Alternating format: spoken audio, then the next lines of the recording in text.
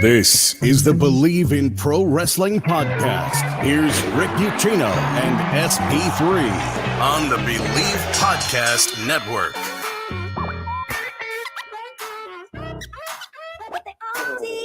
Oh, yes, a great Monday afternoon to everybody. A special edition of the Bleav in Pro Wrestling podcast, live edition. SP3 and myself here until right around 3 o'clock or so. Appreciate you guys joining us on a day a lot of fans are celebrating the one, the only. I'm trying to do it around a microphone. It's not good. Randy Orton, 20 years. If that don't make you feel old as hell, SP3, I don't know what does. 20 years ago today, Randall Orton made his debut on the main roster in WWE. I mean, where the hell does time go? And first of all, whatever you think about Randy Orton, whether you consider him one of the greatest of all time, which is something we'll get into, there's something to be said for longevity. And the guy has been a perennial main eventer for 20 years. I don't care what you think of the guy. That's unheard of.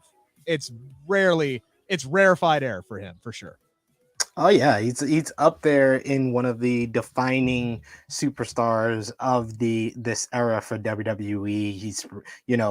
He's had to be shoulder to shoulder with some all-time greats, whether it be his mentor Triple H, whether it be the guy he started off in Evolution with, Batista. He's seen him come and go off to Hollywood. He's seen John Cena, who was like neck and neck with him, them running and pacing each other to the top of the industry. And now Cena's gone off to Hollywood. He's seen all these guys, like so many different generations of superstars. That's a guy that has been in the ring with Mick Foley and Ric Flair, and also been in the ring with Roman Reigns, Seth Rollins, and others. So yeah, he has a hell of a career that everyone that's a fan of him, as well as him himself, can be proud of.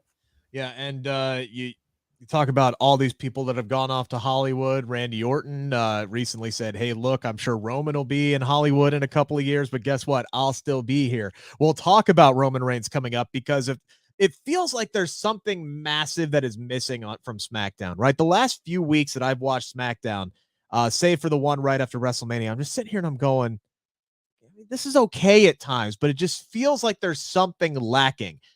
And I think the big thing is there's no clear-cut direction for your brand new, undisputed WWE Universal Champion. This is your top guy, the guy on Fox, the guy that they wanted so much that they decided to decimate the rest of the roster. They didn't care. They wanted him and Charlotte Flair.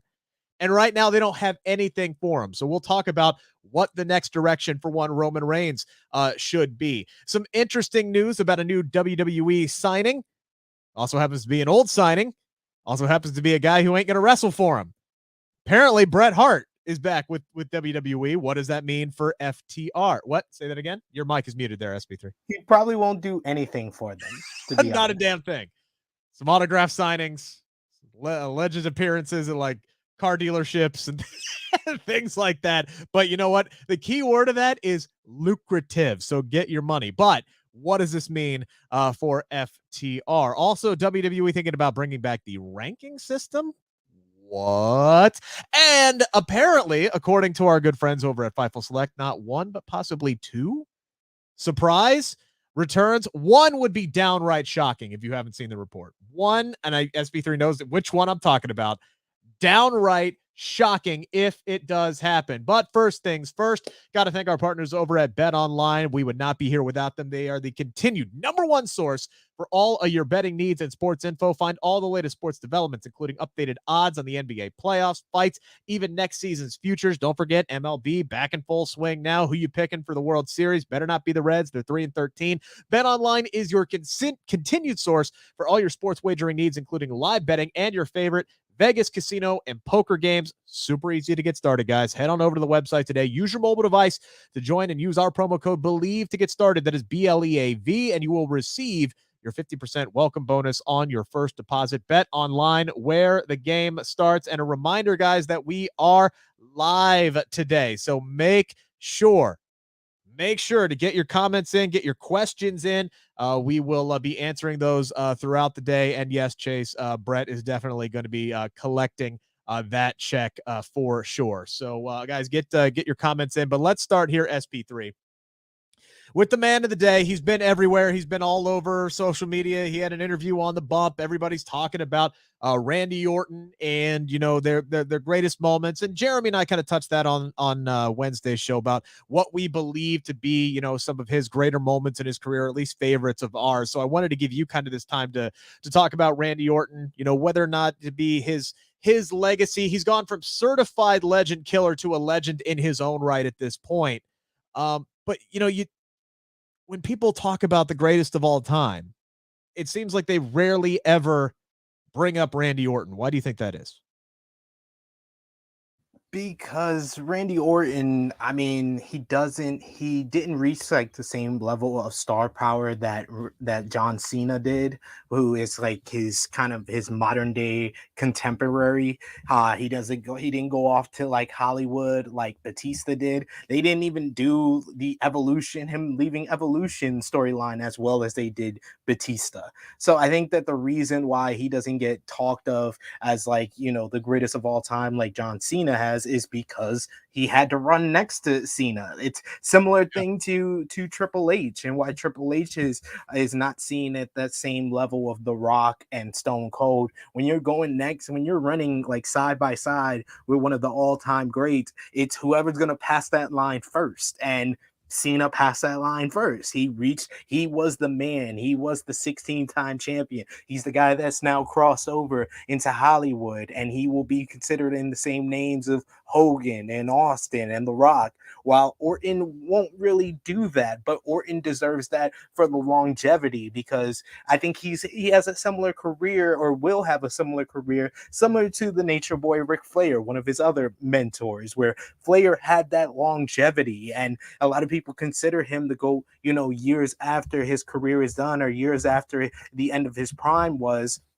because he was around for 30 years and he was on top and a main eventer for almost all of those years. You know, he eventually, you know, got to the 16-time world champion, but at this time that he was running and in his prime, people always viewed Hogan as a bigger star than him. So I think that he's a victim of circumstance and a victim of the guy that he had to run side by side with.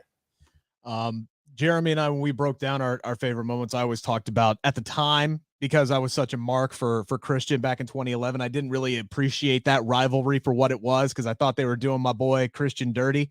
But you know, you look back on it now, you know, knowing the business a little bit better, I'm able to appreciate that feud, and especially that match that they had at SummerSlam, as one of my all-time favorite Randy Orton moments, favorite Randy Orton matches. Obviously, Mick Foley, that match with him, that's one that a lot of people bring up. He's had historic rivalries with pretty much damn near every legend you could think of, hence why they call him the Legend Killer. If you look back over the last 20 years, is there one kind of match or one kind of moment or any kind of thing that really kind of sticks out for you?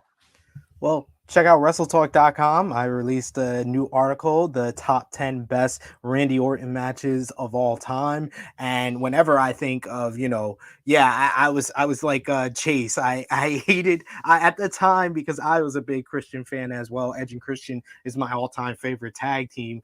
I hated that whole Orton and Christian feud, because I was like, Orton should obviously be the heel here, because he got given a title shot for no reason that he didn't earn. He beats Christian just a couple of days after he won the world championship, had the emotional moment with Edge at Extreme Rules 2011, and then they painted Christian out to be a whiner and a guy that came up with excuses, so he had to become the heel. But their matches were incredible, and for my article on WrestleTalk.com, I had to rewatch a couple of them. I love their SummerSlam blow off, and that's the one that a lot of people will mention, because it was the end of their feud. They did have a cage match on SmackDown after that really ended the feud, but that was like the feud ender on pay-per-view. But I rewatched this match recently for the article.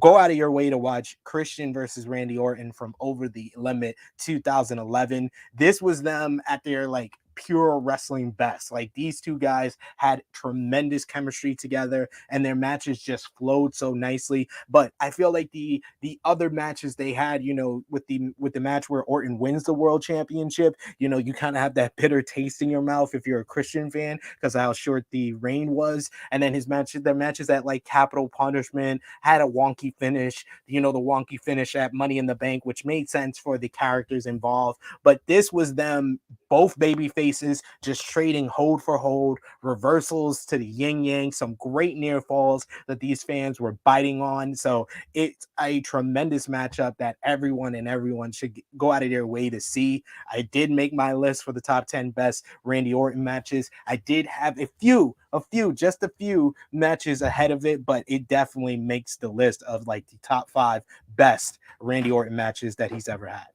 If you guys got a favorite Randy Orton match, like Chase saying, hey, you guys, we love Chase's appreciation here of Randy Orton, but if you guys got more, feel free to get in. He said, yes, the Over the Limit match was my favorite. I was even there live for it, at SummerSlam, but still that Over the Limit match was absolutely just insane. And again, this was much like USP3. I was so dang mad when they took the belt off of Christian after 2, because I'm like, dude, that was such the perfect moment for Christian to win that ladder match with the help of Edge. And they had that, they just panned down at Edge as he's like running his hands through his hair and tears in his eyes as he watches his best friend win a world championship that he never thought was going to happen. And I'm like, oh man, this is finally cool. They're going to give Christian his run.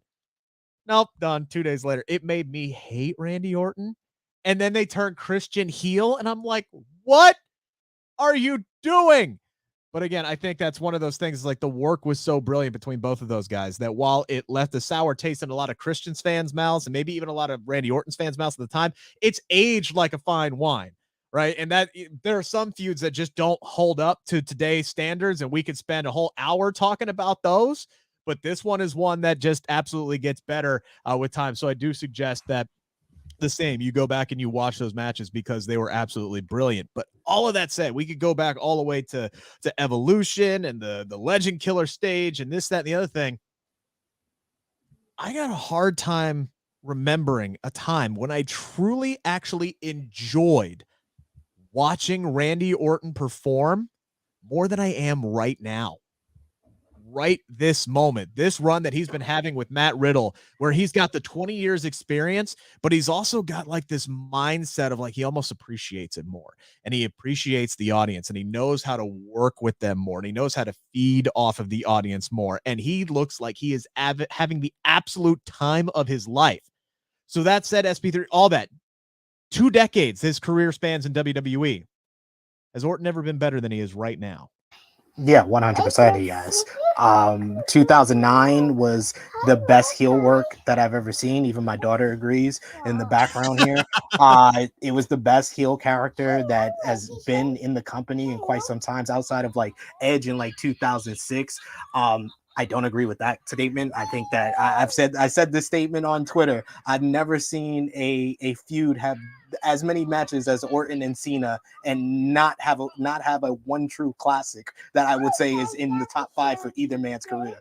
I don't think any of their matches are in their top 5 best matches, and they've had like a dozen. But Randy Orton, like I said, 2009, he was at his heel best. 2011 in the ring with Christian was tremendous. So I say those 2 runs are a little bit better than right now. But this is the run that he's having the most fun. So yes, if you can have the most fun and you're the happiest, then that's the best for you. Yeah, and that's kind of what I'm going off of here. It's like, yes, I can appreciate the work that Randy Orton has done. And I think Randy Orton, what makes him so special as a performer is that he just does all the little things correctly. And it was so educational to watch him with Stone Cold Steve Austin, right? Where he's talking about savoring the moment and playing with the audience. And he's talking about looking up as he's climbing the ladder to win those 2 world championships. And he's sitting there going, look, those are mine already. I know it, but I'm savoring the moment. I'm playing with the audience. I'm soaking all of it in. I'm enjoying everything. And again, the facial expressions, getting all the little moves right. He is a tactician about doing all the little things right that make him such a great superstar. And the thing that I love about him right now is that he is, he's definitely reached that veteran, that legend status now. And he's starting to work and trying to put over some of the younger guys, which is why he's really helping put over Matt Riddle with this whole RK Bro thing. And eventually when they do their feud, which I think is coming sooner rather than later, I think he's going to go out of his way to kind of put Matt Riddle over as well. But for me, I'm going to say, yeah, right now, based off of the criteria of this is the most fun I've ever had watching Randy Orton work. And it looks like this is the most fun he's ever had while he's been working. It's hard now. Again, this might be recency bias from me, obviously, but I'm gonna go ahead and say yeah. And I would not be mad if this Randy Orton got a shot at holding a world championship, which we'll get to coming up here in the 5 count. Real quick though, guys, this is the final week.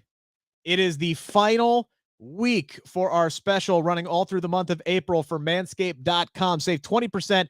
Get free shipping. Hop on that right now. Use our promo code Bleav PW, BLEAVPW, 20% off, free shipping.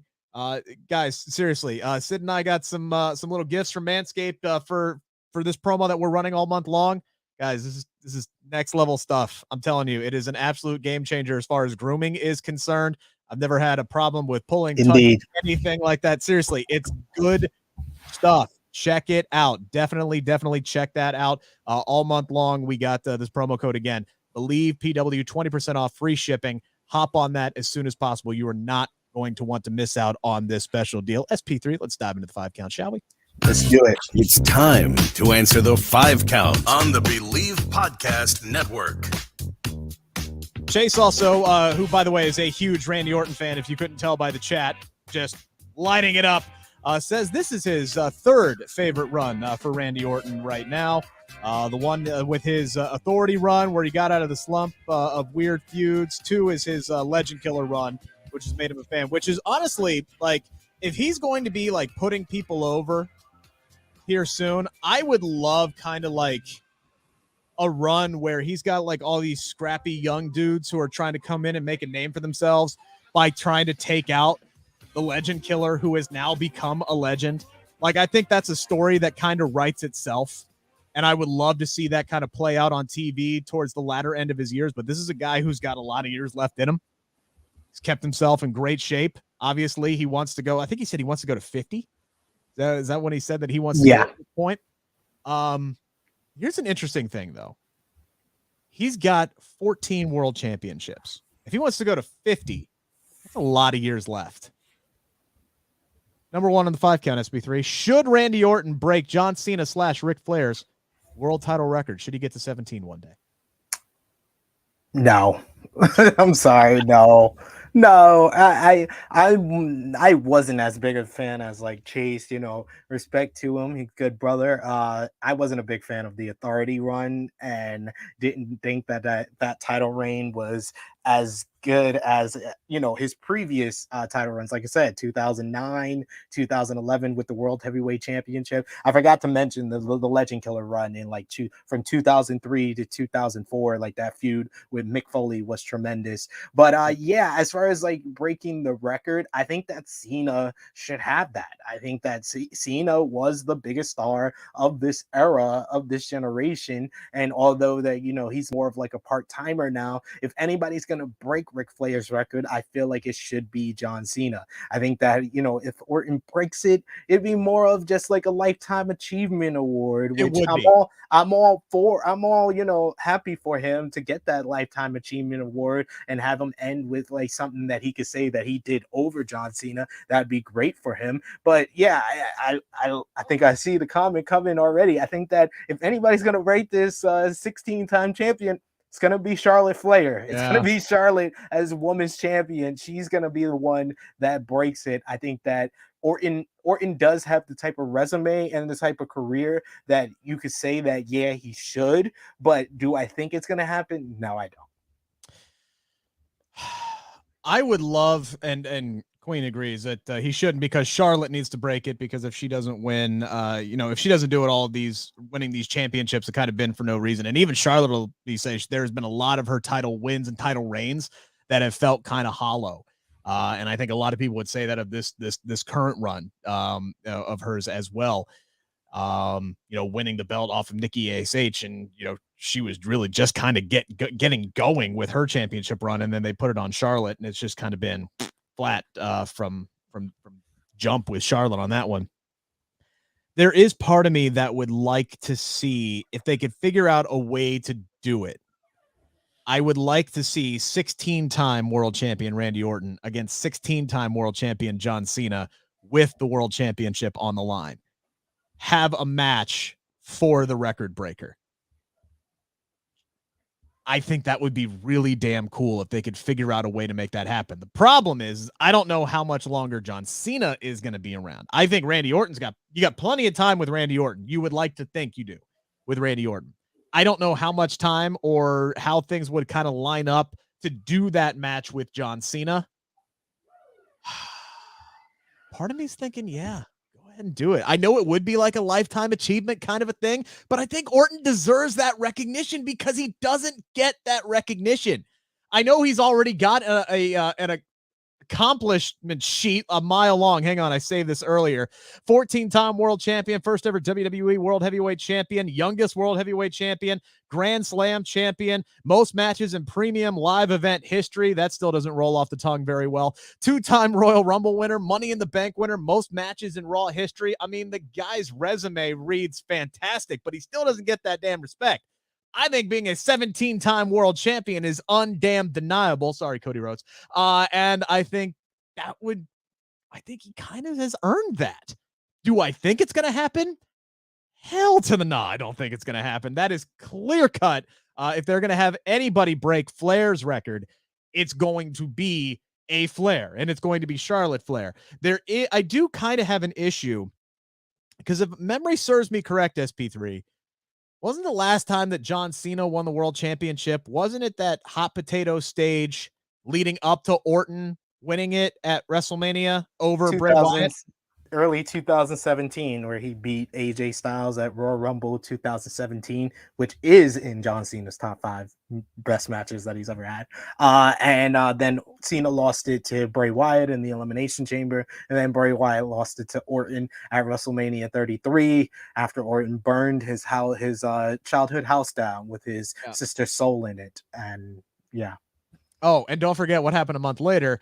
Jinder freaking Mahal won the WWE Championship. So the fact there that John Cena's record-breaking 16th reign was lost in all of that is so short-sighted on WWE's part. One of these two guys, whether it's Cena or Orton, needs to get to 17. You can have Charlotte get to 18. I don't give a dang. You can make this like Sammy Sosa and Mark McGuire in 1998. All right, give me the damn home run chase. You can have somebody break it and then somebody surpass him. I don't care. There you go. You want Mark McGuire and Sammy Sosa, aka Orton and John Cena. To answer Ace's question, Charlotte is considered 13 times because they don't consider the NXT Women's Championship in her multiple times. Because if that was the case, I think she would be 14 or 15 times. Remember that they have been so weird with Charlotte's like title count because it has constantly gone up and down and up and down. It's like, well, are we counting the NXT World Championship? Well, we don't really count it for anybody else because otherwise Shinsuke Nakamura would be a world champion by now, but you don't credit him as a world champion. So it's like, so we're not going to count those. Oh, but we were also counting the women's tag team titles for a brief time there. Well, we can't count. Her count went from like 15 down to 11 up to 13 now. It's hard to keep track so much that even she has had to cut promos saying what her actual number is. And it's changed multiple times, ladies and gentlemen. They do count the Divas Championship run, by the way. They do count the Divas Championship run. So she is a 13-time world champion, and she will definitely get to 17, maybe even by the end of this year. Who knows? All right, so we do have a current undisputed world heavyweight champion. Wouldn't really know it by his booking or lack thereof since he won the big match at WrestleMania. But watching SmackDown the last couple of weeks, I have been all for them shining a spotlight on Randy Orton and Matt Riddle and the Usos and this tag team division because tag team wrestling is awesome and it's nice to see WWE put some stock in it. But they have this undisputed world heavyweight champion who has been rumored to still be headlining WrestleMania Backlash, which is all of, like 10 days away, something like that. Little under 2 weeks away. Headlining against who? SP3. So this is my question. Finish this sentence. Roman Reigns' next challenger for the Universal Championship should be fill in the blank.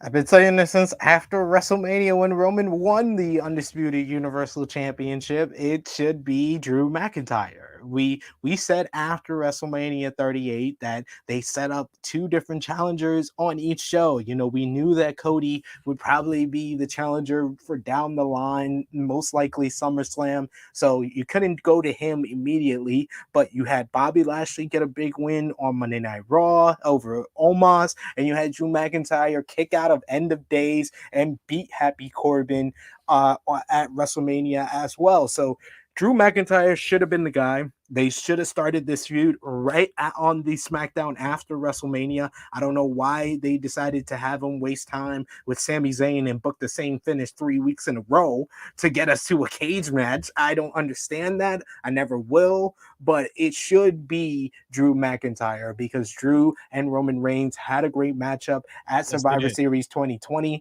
You want to go back to that, and you can set this up as a chase. It doesn't have to be just one and done like a lot of Roman Reigns challengers. You can build this up where Roman needs help from the bloodline to get the victory, and then Drew can keep chasing. And if you want Drew to be the guy to win the Undisputed Universal Championship, you can save that for the UK pay-per-view and have that be the big blow-off and make that a cage match or some stipulation that you have in the UK, and he can win it in front of the people because he is the major reason of anybody in the WWE today of the reason why this UK pay-per-view is happening. I think that would be very appropriate. So it should be Drew McIntyre. I don't understand why it hasn't already been confirmed yet, because like you said, SmackDown has been missing something with the fact that they haven't established who is next in line for Roman Reigns.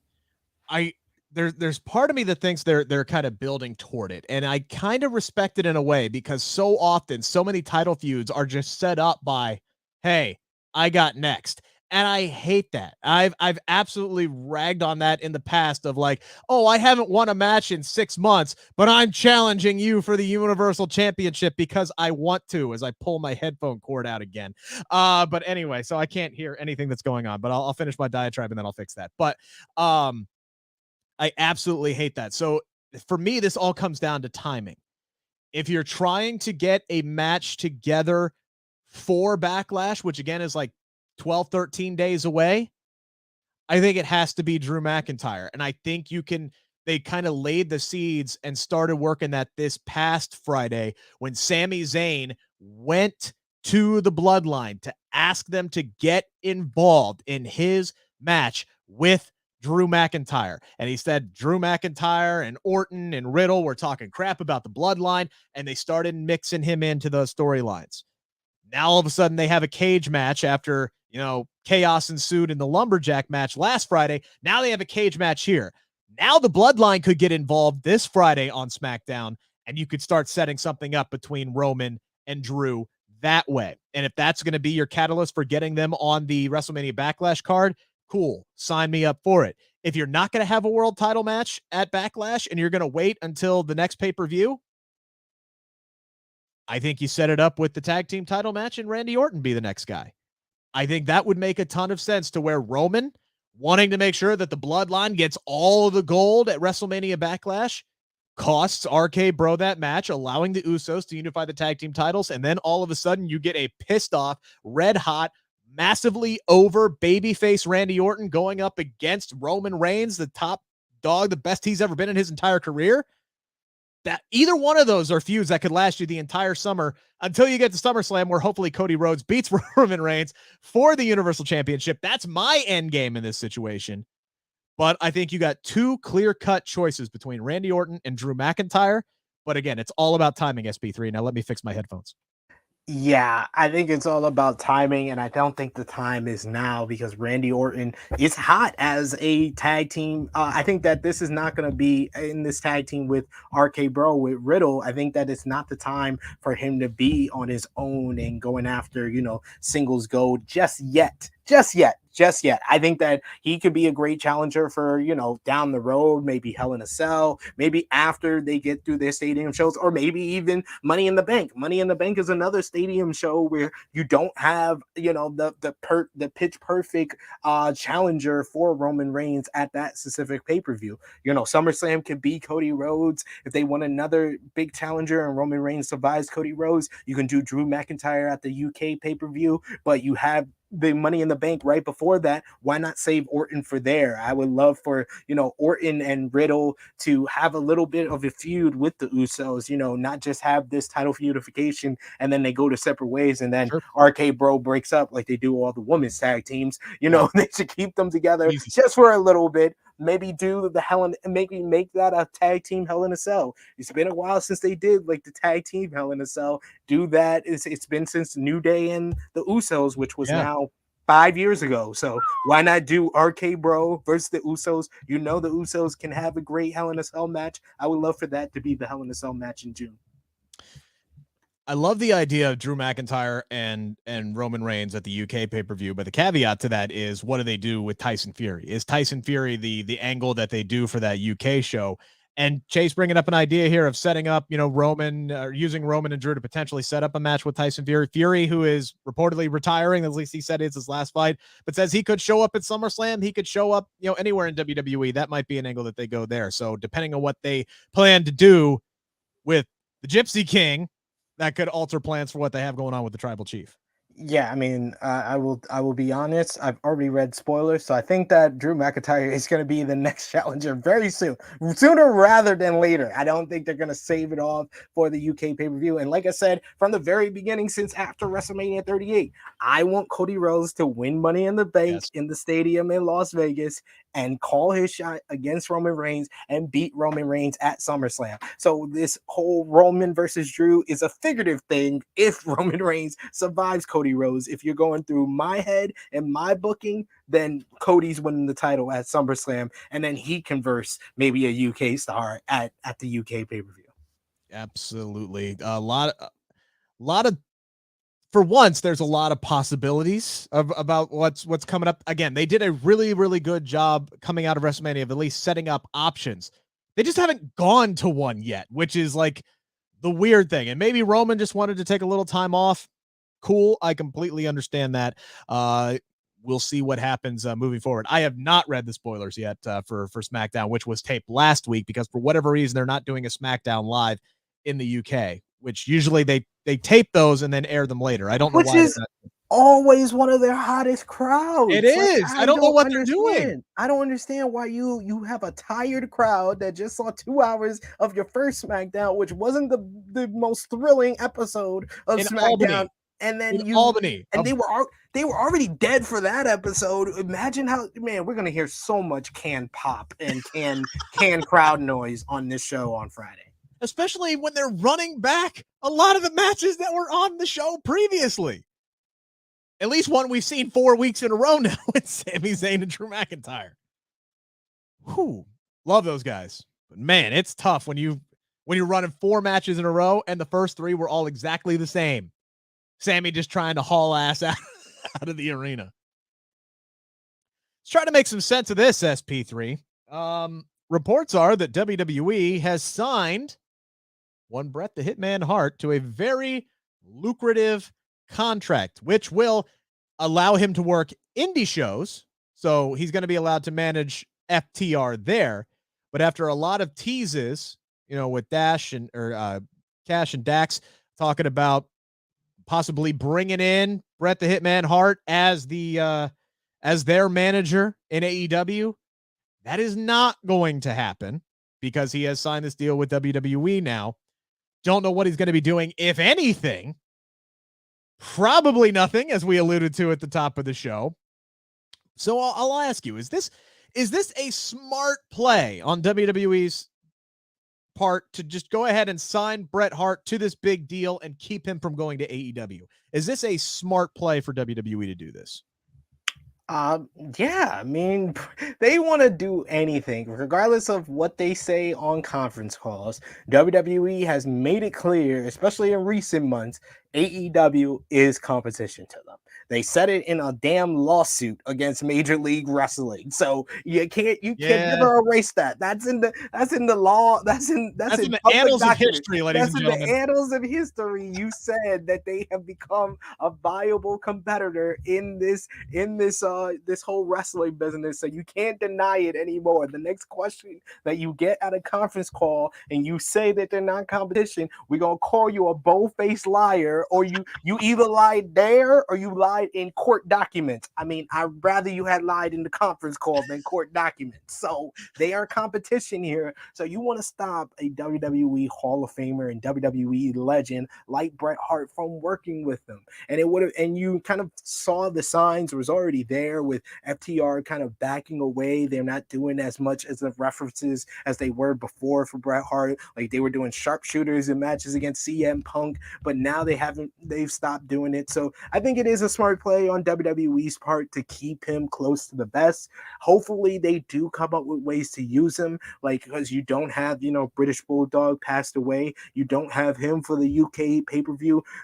Why not use Bret Hart in that way? Have him appear in front of the fans, have him be a special guest referee, maybe for the main event. If you want to do Tyson Fury versus Drew McIntyre, I would love for Bret Hart to be the special guest referee and use him in some type of way for this. So obviously, WWE views AEW as competition, so anything they can do to keep anyone that has that much history with the company, and especially with AEW doing the Owen Hart tournament, it's a smart move on their part.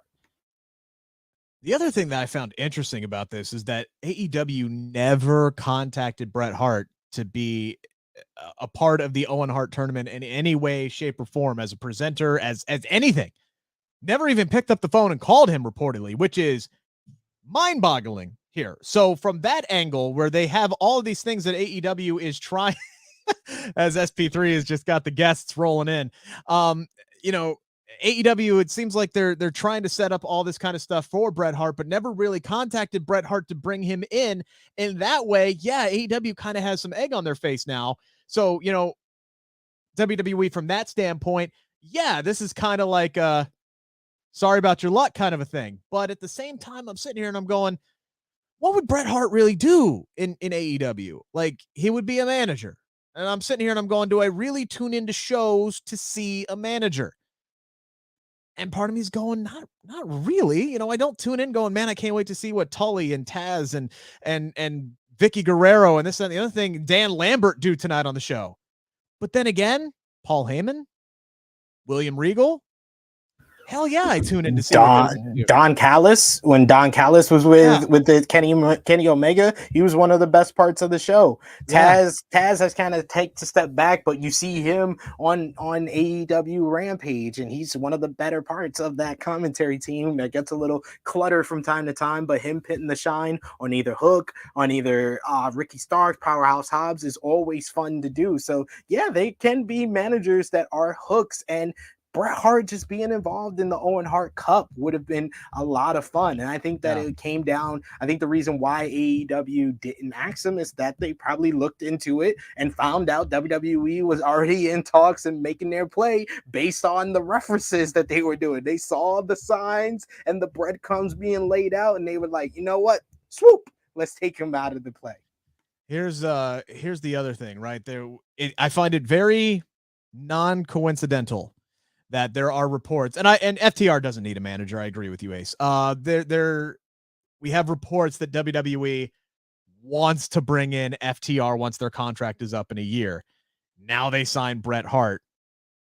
Could this be used as kind of a negotiating tactic for if FTR does hit the open market, saying, hey, look, all that stuff you wanted to do with Bret Hart and AEW, why don't you come over and do it for us in WWE? Would that be a way that they could get FTR back over? It's smart. It's smart. It's smart on their play. If they're interested in FTR, why not just dangle the Bret Hart carrot right in front of them and be like, hey, you wanted Bret Hart to be your manager? You want to be associated with Bret? We can make it happen here. Big breaking news. Elon Musk is going to buy Twitter. You can follow us on Twitter while it's still a thing. At Rick Ucchino, RICKUCCHINO, and at True Heel SP3 as it's written on the screen. Appreciate all you guys joining us so far. Make sure to get your comments in. Like, share, subscribe, pound that subscribe button, guys. It really, really helps us out. And hit that thumbs up button as well. That helps grow our audience as well. A couple more here as we round out this afternoon's show. Reports that SP3 talking about something that AEW does fairly well. All right. I'd say a lot of these rankings are set up via the shows that not a lot of people watch, but still they have a ranking system and it serves a purpose.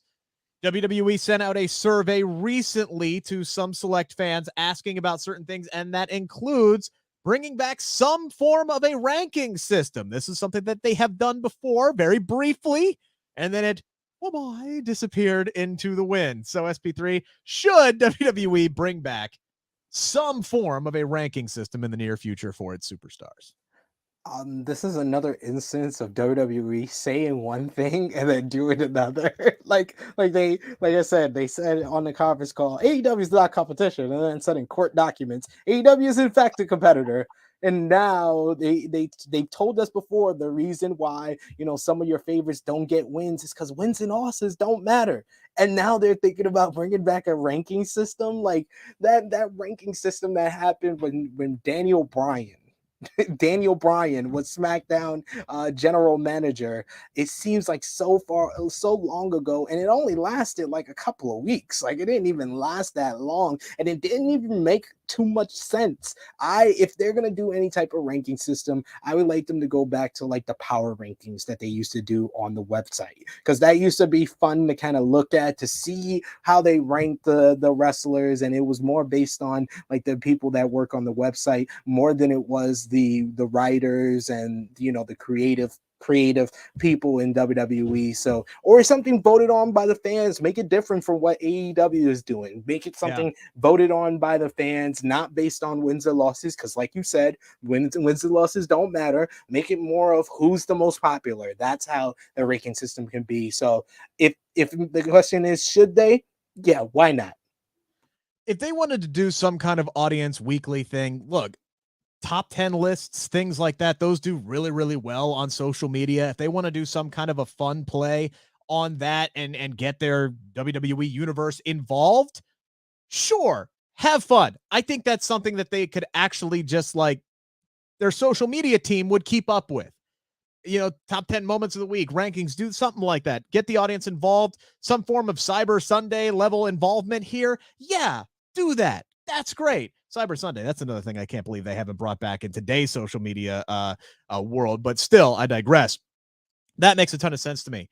If you want to bring back a ranking system as far as here's our number one contender, this, that, and the other thing, I don't have any confidence that WWE will keep up with that whatsoever. Because again, how many times have we seen people like a Seth Rollins lose 3 straight feuds and then say, I'm next for the WWE Universal Championship or WWE Championship? They don't go by wins and losses. If you want to do a ranking system based off of wins and losses, how about we actually start off small and have wins and losses matter and see if we can keep up for that for a few weeks. And then we can explore a ranking system. All right. But they're going to start this and then they're going to realize, oh crap, but how could this guy be ranked number 2 if he's lost like 3 weeks in a row? And then Vince is going to say, screw it, forget the ranking system. Forget we ever said it. Forget we ever talked about it. Just pretend like it never happened. All right. Like we've talked to Dutch Mantel on Redacted so many times about, you know, Vince changing his mind and pretending like things don't exist. All right. He would do this with the rankings within a month. I guarantee you he would do it within a month. So no, you want to do something fun with your audience? Great. You want to do a ranking system to determine contenders? I don't recommend it because I don't have faith that you're going to keep up with it. And this is the answer to another survey they did. They asked fans what, if anything, they liked about AEW Dynamite. And this was the thing that gets criticized the most about AEW. One of the things that gets criticized most about AEW, their ranking system. This is the thing they took away from that survey. I mean, Hey, I'm all for new things in WWE. That's why I'm going with yes. Hey, as long as they try, right? Like, try. That's all we ask, because it's so often they get criticized for being lazy and not trying and just doing what they want. Just try. Make an attempt. An attempt was made. That's all we ask for with WWE. It's a very low bar. It's a very low bar.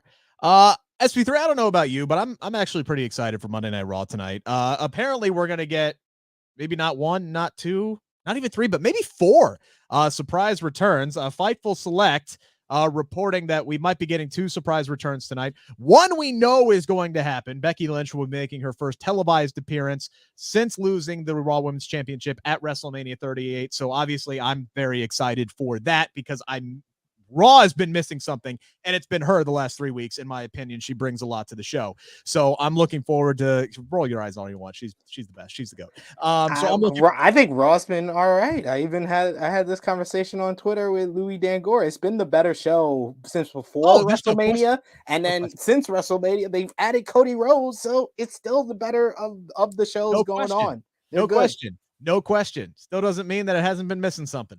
So I'm looking forward to her being on the show tonight. But Fightful Select is reporting that there could be two, and I'm stalling here because we might be getting a third update from Fightful Select in moments about somebody who could be showing up on the show tonight. But let's talk about the two that Sean Ross Sapp has already reported on.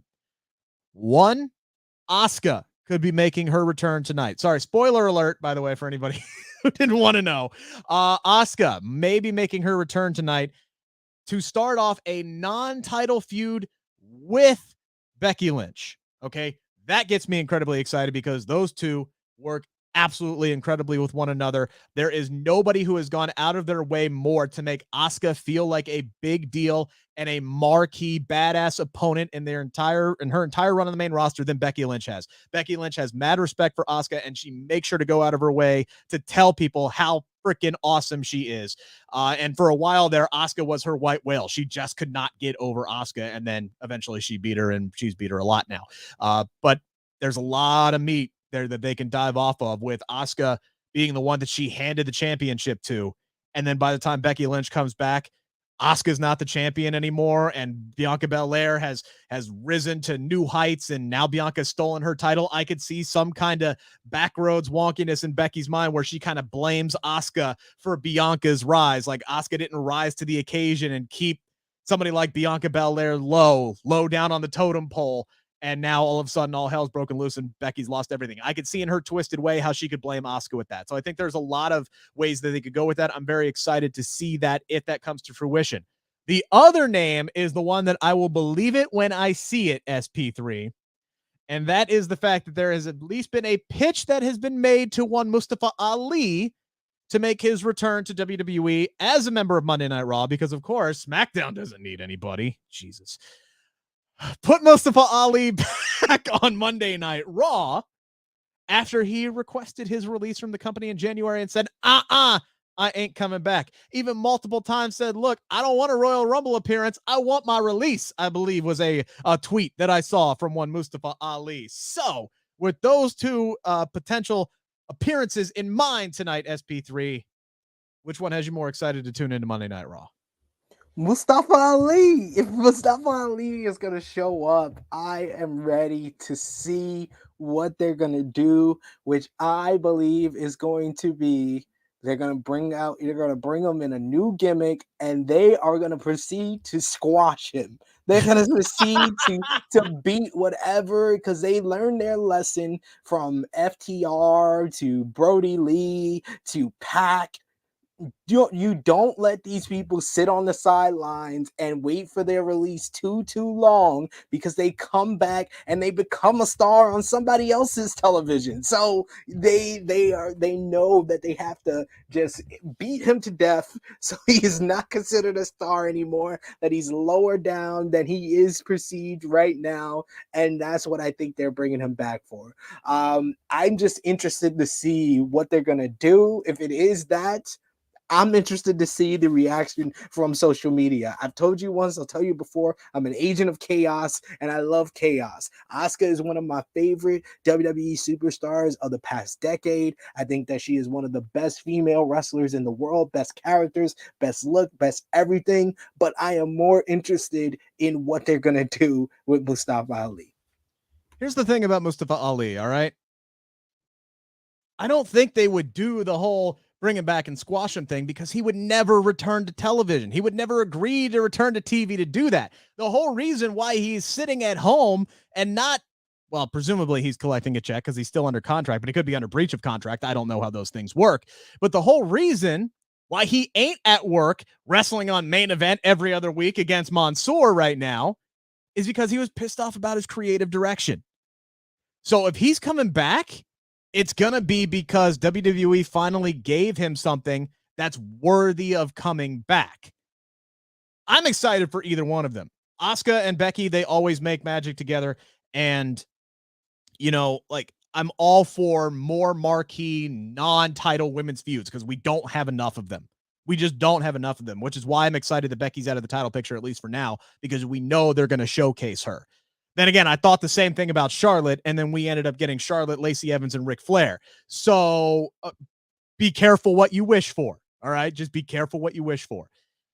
But that said, I think I would choose Mustafa Ali in this situation because if he does come back on television, that means they gave him something worthy of coming back. And I think back to that tweet where he said, how about the American Nightmare versus the real American Nightmare, where they can have some form of that Mustafa Ali character that he was wanting to portray, but they shot down.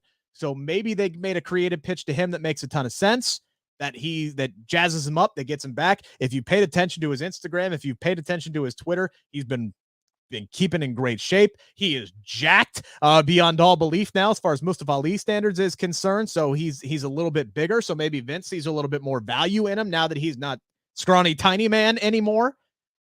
So yeah, if Mustafa Ali shows back up, sign me up. By the way, don't get too terribly excited about that fourth person I mentioned, because apparently, according to Fightful Select, spoiler alert, they're in Knoxville tonight. So of course, Kane's going to be on the show. Yes. Yes. Hail the conquering hero. Woo! We do appreciate you guys for tuning in for the entire 51 minutes of this half-hour podcast. Thank you so much for joining us on this special live edition. Sound off in the comments. Let us know what you think about these live shows because we are constantly focusing on what you guys would prefer. Do you like the 7 a.m. show on a Monday where we recap the weekends, or do you like us waiting until the afternoon where you guys can kind of get involved with the show? Let us know in the comments. Hit us up on Twitter. You can email me if I can remember what my Bleav email is. Hang on. It is rick.bleav@gmail.com. You can always hit me up there as well. We're considering adding a mailbag segment to this show at some point throughout the week. Other than that, SP3 and I will be back tomorrow, 7 a.m. in our regular slot to talk about all these potentially big returns and so much more that's going down on Monday Night Raw tonight. Plus, got to talk about one thing we didn't get a chance to talk about today, and that is one Mr. Don't Call Me Austin Theory and his reported John Cena level push that is on the horizon. We'll see what's up for the new United States champ tonight first. We'll talk about that tomorrow. I don't know if that's much of a hook to get you to come back tomorrow. We'll see how much of a draw you are, Mr. Theory, if that is, no, it isn't your real name. You've been listening to the Bleav in Pro Wrestling Podcast live edition here on the Bleav in Pro Wrestling YouTube channel, brought to you by Bet Online. Take care, guys. Enjoy the rest of your Tuesday. Monday. What day is it? Monday. Yep, that's it.